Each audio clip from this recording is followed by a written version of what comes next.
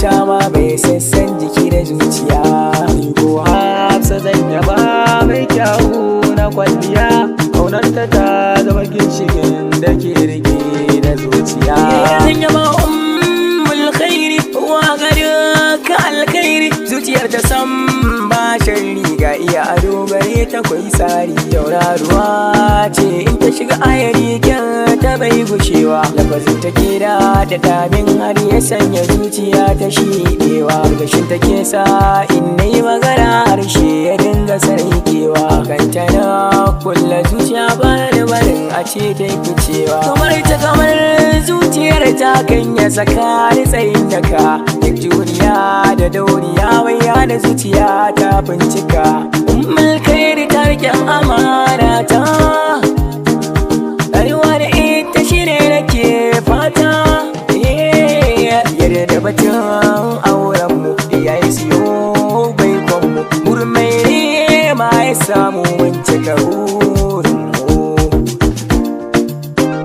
Soyayya da masoyi daɗi, danki nake tafa mai zumuɗi, na ganki ni da ke biye taɗi.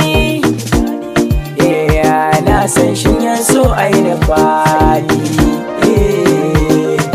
Soyayya ta gaskiya ni dai da ke kaɗai nake, alƙawar na so da ƙauna ki yarda karan bulayi.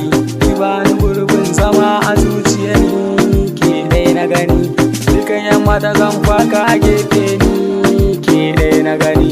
Saurari batun ƙauna idan da ke raina bai kuna, sanyin cikin idanuna da ke kaɗai ni ba zan zauna.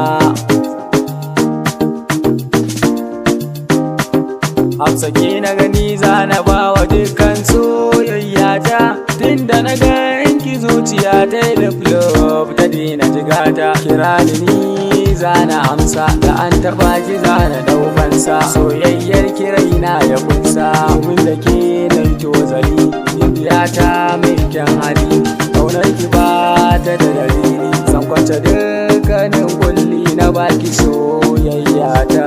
Hafsa zo ki jani